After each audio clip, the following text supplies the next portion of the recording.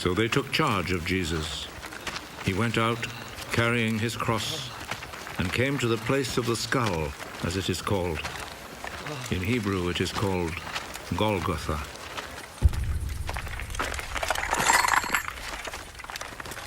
There they crucified him, and they also crucified 2 other men, one on each side, with Jesus between them.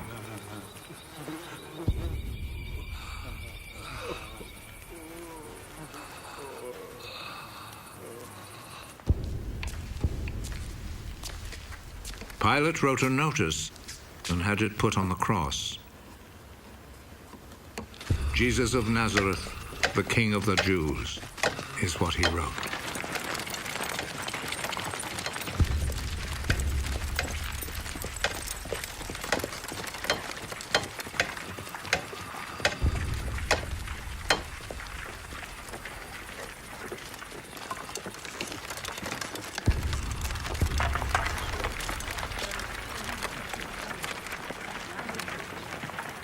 Many people read it because the place where Jesus was crucified was not far from the city. The notice was written in Hebrew, Latin, and Greek. The chief priest said to Pilate, "Do not write the King of the Jews, but rather..." This man said, "I am the King of the Jews." What I have written stays written.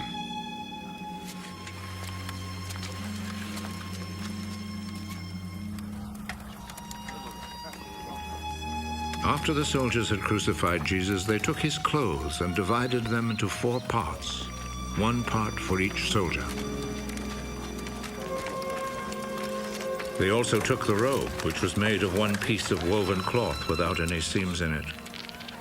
The soldiers said to one another, "Let's not tear it. Let's throw dice to see who will get it." This happened in order to make the scripture come true.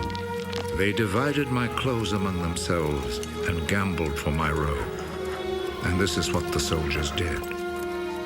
Standing close to Jesus' cross were his mother's sister, Mary, the wife of Clopas, and Mary Magdalene. Jesus saw his mother and the disciple he loved standing there. "He is your son." Then he said to the disciple, "She is your mother." From that time, the disciple took her to live in his home. Jesus knew that by now everything had been completed. And in order to make the scripture come true, he said,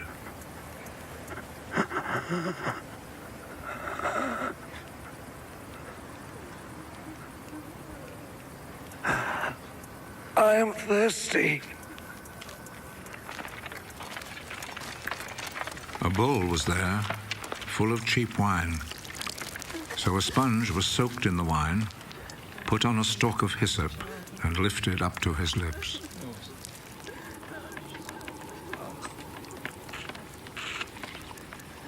Jesus drank the wine.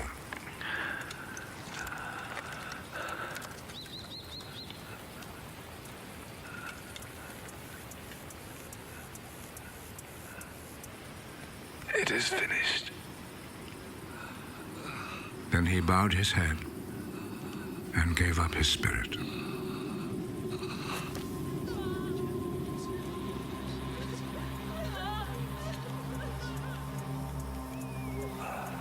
Then the Jewish authorities asked Pilate to allow them to break the legs of the men who had been crucified and to take the bodies down from the crosses.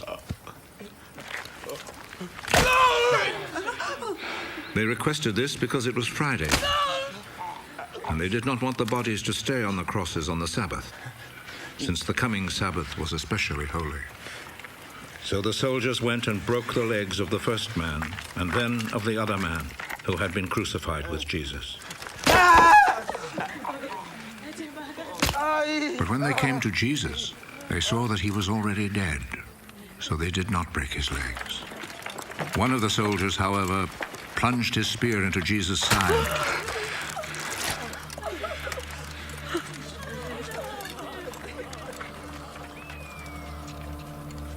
And at once, blood and water poured out.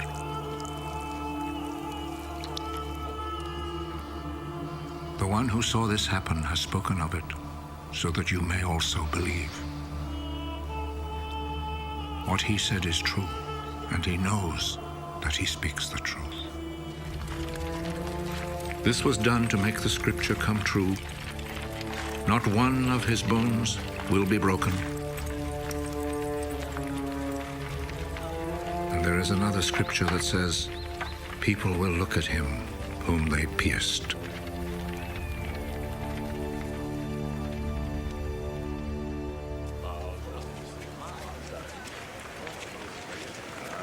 After this, Joseph, who was from the town of Arimathea, asked Pilate if he could take Jesus' body. Joseph was a follower of Jesus, but in secret because he was afraid of the Jewish authorities. Pilate told him he could have the body, so Joseph went and took it away.